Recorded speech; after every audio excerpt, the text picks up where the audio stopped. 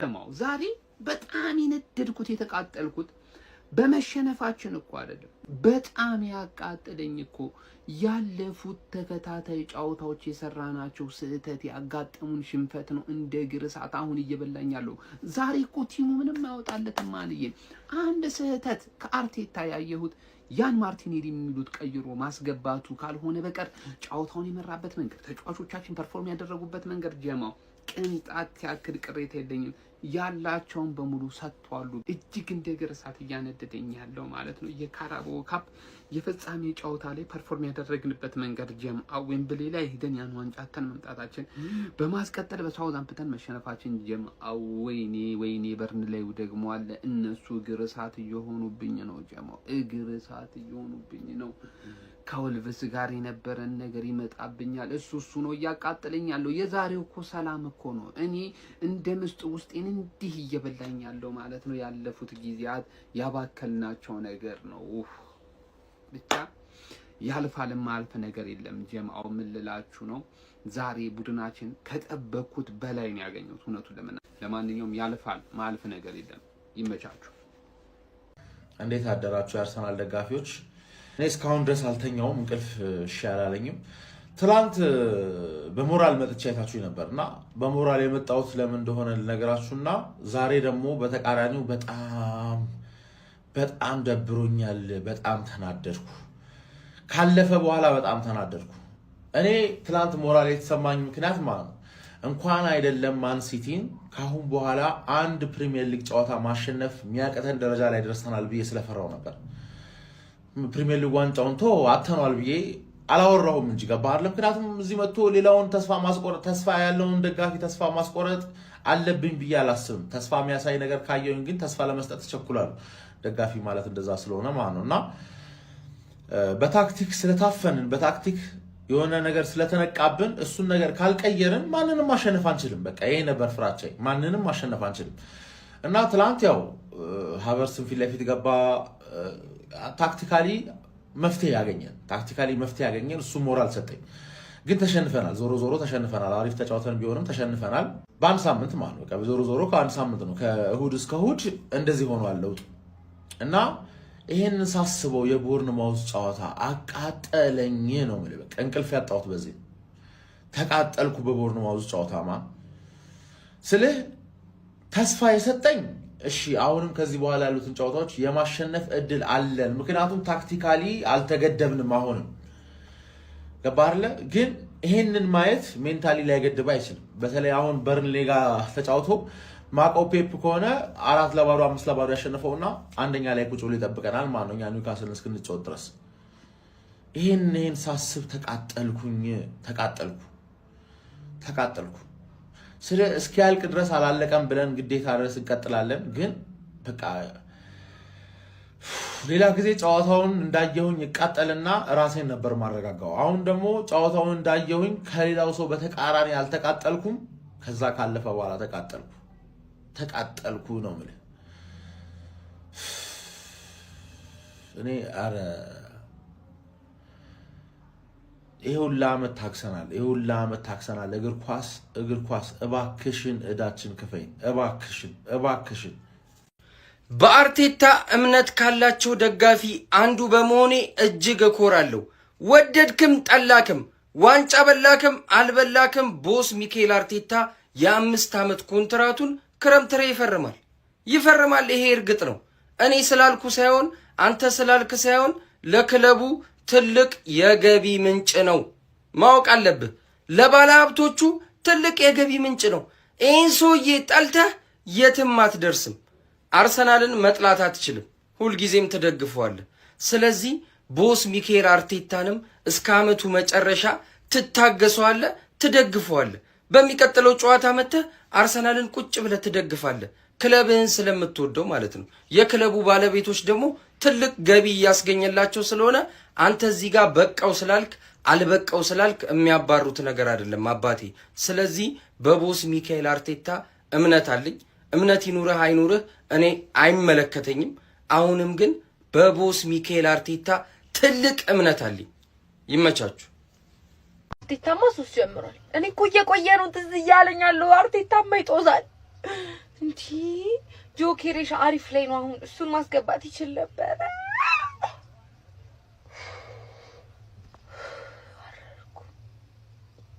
ገና ያውላችሁ እየቆየ ነው ትዝ የሚለኝና 10 ቪዲዮ ለቀባችሁ ጋይስ ስለዚህ ሰውዬ ምን ታስባላችሁ?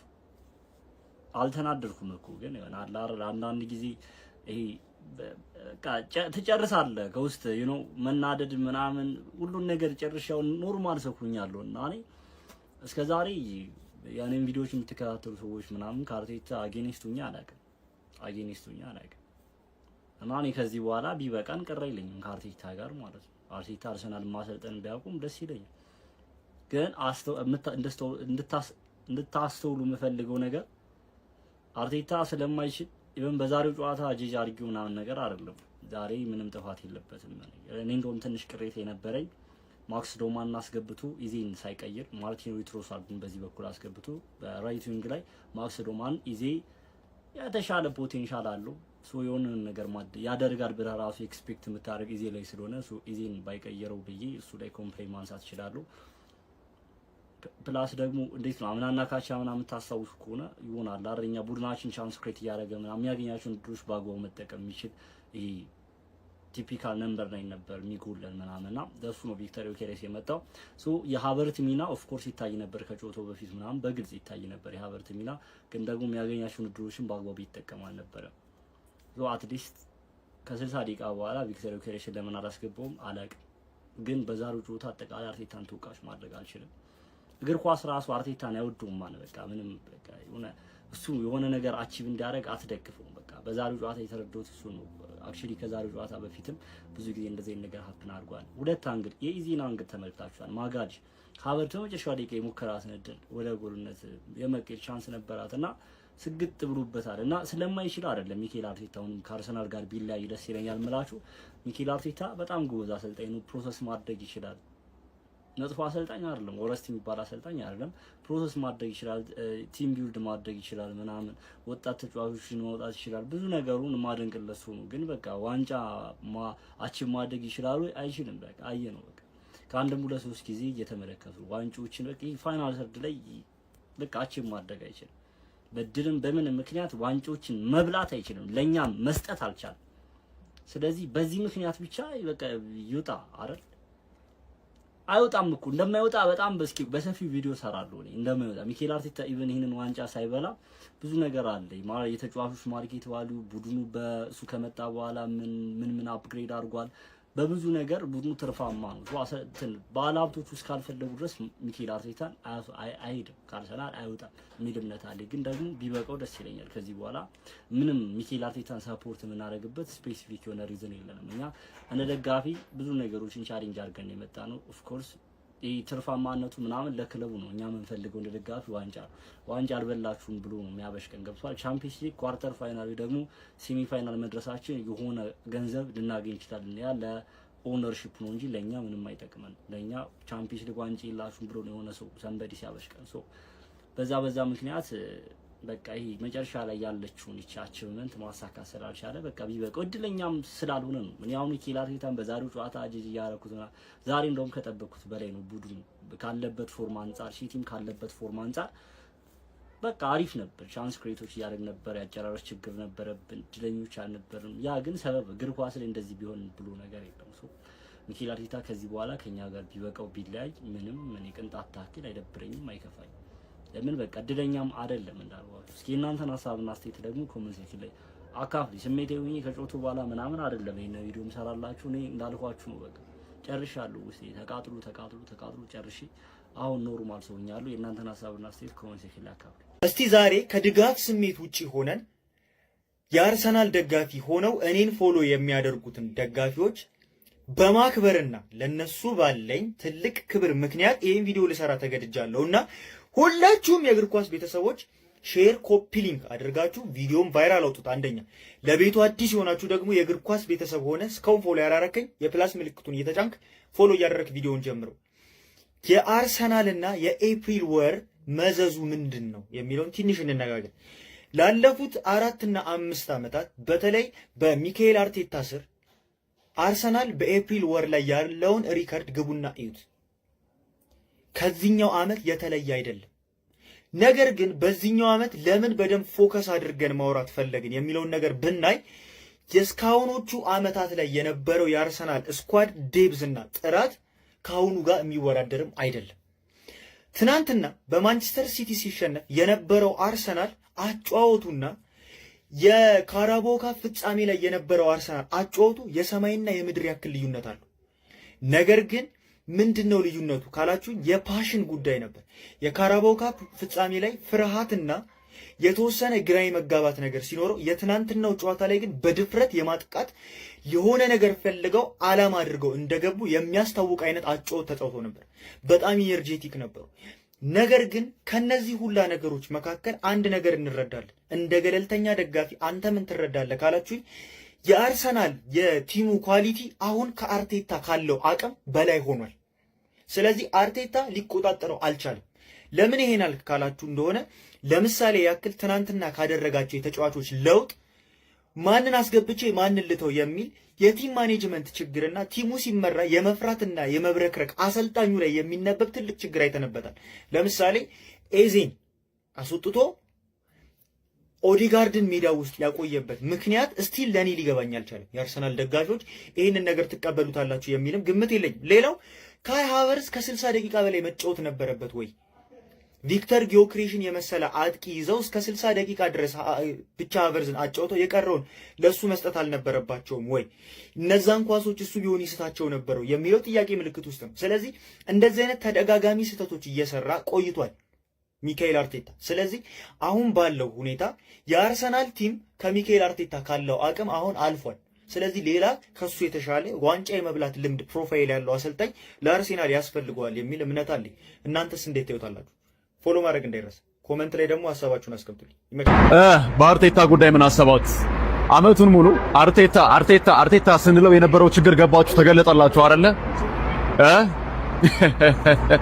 እና ዓለም አቀፍ ፉትቦል ተንታኞች አርቴታን አትንኩብን፣ ኦዴጋርድን አትንኩብን፣ ሳካን አትንኩብን፣ ክለቤን አትንካብኝ። ገባ? እኔ ደግሞ ክለቤን አትንካብኝ እላለሁ። ለማንኛውም ዛሬ እንደ ቡድን ጥሩ ነበረ። ተጫዋቾቹ ጥሩ ማድረግ ችለዋል። ፊቴ ትንሽ ፈካ ብሎ እየሳኩኝ ጥርሴ እየታየ ምናምን ሳወራ ከሰማኝ የብስጭት ነው። ስናደድ እንደዚህ ነው የምሆነው።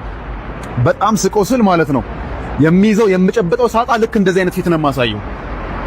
ማለት ሁሉን ነገር ለማድረግ ሞክረዋል። 3 ነጥቡን ለማምጣት ያላቸውን ሁሉ ሰጥተዋል ልጆቻችን።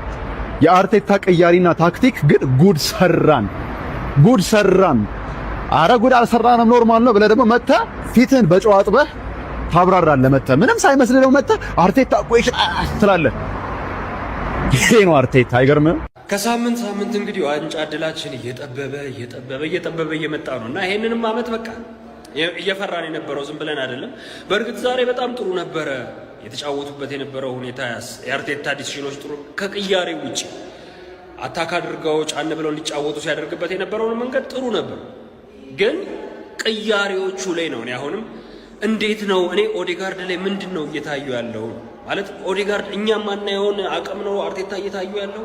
እንደዛ ጥሩ ያልነበረ ልጅ ኤዜ በዛ ደረጃ የጎል ዕድሎችን እየፈጠረ እየሞከረ እያየው ኤዜን አስቀምጠህ በኦዴጋርድ 10 ቁጥር ላይ መቀጠል ማለት እኔ ግራ ነው የሚገባኝ እውነት። እንደገና ሃቨርትዝን ቀድሞ እኔ 50 ላይ ሁሉ ጊዮኮሬጅን የመሰለ አጥቂ መቀየር እየቻለ ከ80 በልክ እየመራ አይነት ጨዋታው ሁሉ እኛ እየመራን ነው ይመስላል። ሲቲ እንደዛ ሲታገል ማለት ነው እየመሩንም እንደዛ ዶሚኔት እያደረጉንም እነሱ ናቸው እየተጋደሉ የነበረውና በዚህ አመትም እንግዲህ እኔ አላውቅም። አሁን በ3 ሆኗል ደግሞ ነጥብ ምናምን። ሲቲ ሮብ ነው መሰለኝ የሚጫወተው ቀሪ ጨዋታውን ምናምን ብቻ በቃ እያየ ነው ከእጃችን እንደዚህ ፍልቅቅ አድርጎ ደግሞ ዋንጫውን ሊወስደ ነው ጋርዲዮላ።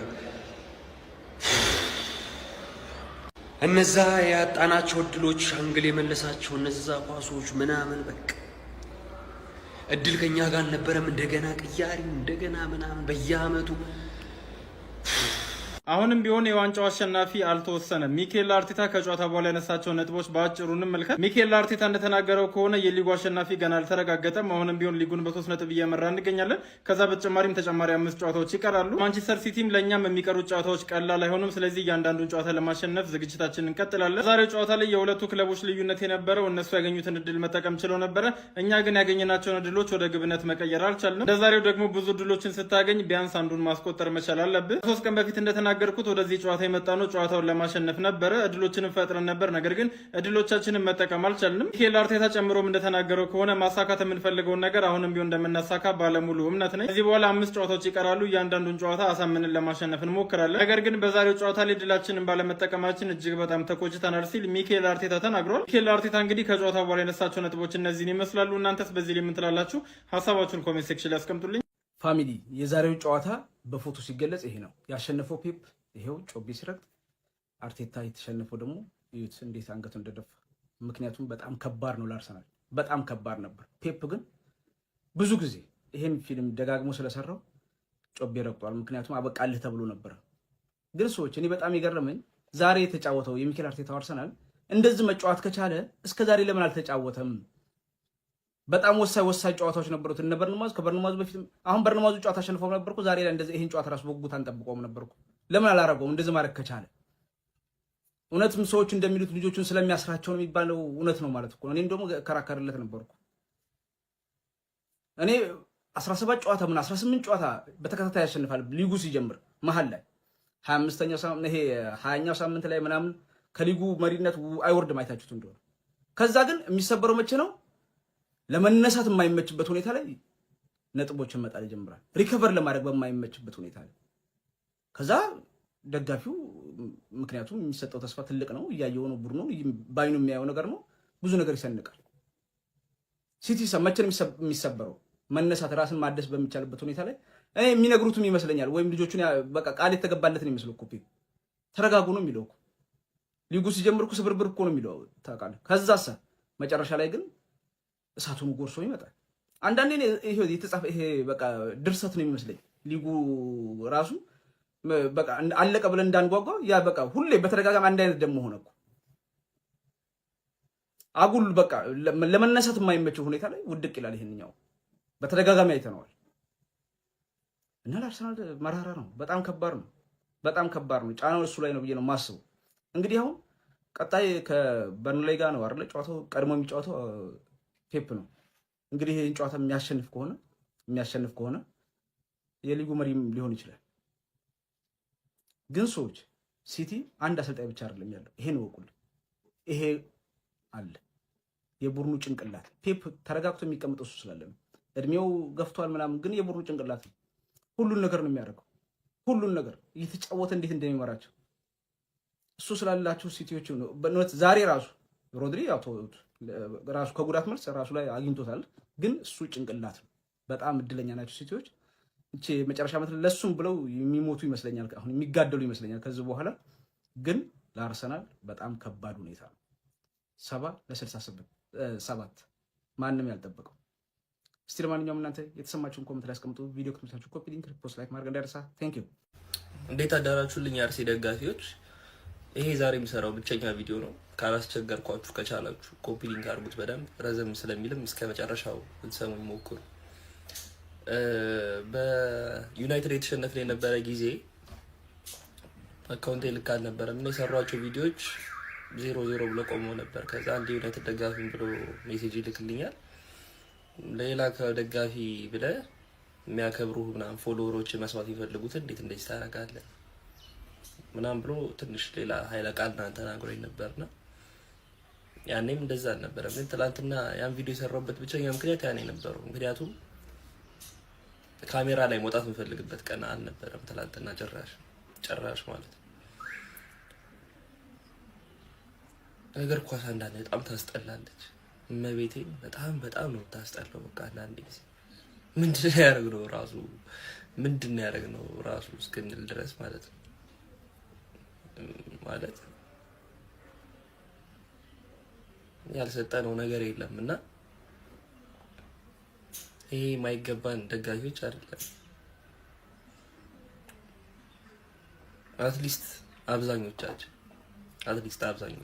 እና የትናንትና ውጤት ያማል። ስለ ኳሱ የሆነ ነገር ለማለት ብዙ ነገር ማለት ይቻላል። ስለ ተጫዋቾቹ ማንሳት ይቻላል። ስለ አርቴታ ማንሳት ይቻላል። ያጤለው ተዴ ውጤቱ ተመሳሳይ አይደለ? ጥሩ ነበር በአንጻራዊነት ከሌላው ጊዜ። ዙቢሜንዲ ኦራይሊን ሲለቀው ኤዜ ተቀይሮ ሲወጣ አርቴታ ተሳሳተ ብዬ ማሰቡ እሱ ፓርት ላይ ብቻ ነው። አሰላለፉ ልክ ነበርና ሀቨርትዝ መኖሩ እነዛ ድሎች እንዲፈጠሩ አረጋ። ጊዮኬሬስ ቢኖር እነዛ ድሎች ይፈጠሩ ነበር? አይፈጠሩም ነበር። እሱ ቢሆን ያገባቸው ነበር? አዎ ያገባቸው ነበር፣ ግን ድሎች አይፈጠሩም ነበር። ሀቨርትዝ እናውቀዋለን። ተውት ኳሱ ግን ቀጣይ ዓመት 38 ጨዋታ ነው የሚቀረው። 38 ጨዋታ እንዴት ምጥ እንደሆነ ደግሞ ታውቃላችሁ። 4ኛ ዓመት ምጥነቱ እና ጸጌ ገብረመድህን ክቡር ሎሬት ጸጌ ገብረመድህን ይላሉ መሰላችሁ፣ ተስፋ ከመቁረጥ የተስፋ ገመድ ላይ መንጠላጠል ይሻላል ይላሉ። እንበለዋለን ምናምን ያልኳችሁ አይደለም፣ ግን ተስፋ የቀረችውን 5 ጨዋታ ተስፋ ቡድናችን ስለምንድን ነው እያየ ነው ያለ ነው? ዩዝለስ አይደለም። እግር ኳስ ትንሽ ነገር ህይወት ላይ ምንም አይነት መንገድ ላይ ሰው ልጅ ተስፋ ማያረግ ከሆነ መቀጠል አይችልም፣ ያሰበው ቦታ ላይ መድረስ አይችልም። ስለዚህ ምን ለማለት ነው ያው ደንፉ ምናምን እያልኩ አይደለም፣ ግን ከቡድናችሁ አጠገብ መሆን ሞክሩ። እኔ ሞክራለሁ። ረጅም ዓመት ይሄን ነገር ናፍቀነዋል፣ ጠብቀነዋልና ቢሳካ ደስ ይለኛል። የሚሳካበት ዓመት እንዲሆንም ጸልያለሁ። ከፈጣሪ ጋር ራሱ የሚያጣሉ ሰዎች ናቸው እነዚህ ሰዎች። ያው አይገና ያው ቁም ነገር አይደለም እሺ፣ ሲያልኩት ትረዱኛላችሁ። ሁላችንም ይሄን ክለብ ስንደግፍ የየራሳችን እይታ ይኖረናል እንጂ መጨረሻ ላይ ሁላችንም የክለባችን ደጋፊዎች ነንና ያስደበርኳችሁ ሰዎች ካላችሁ ይቅርታ። ቀረችዋን ጊዜ ክለባችንን አበረታታ። 5 ጨዋታ ነው የቀረ። ሻምፒዮንስ ሊጉ ላይም እንደዛ 3 ጨዋታ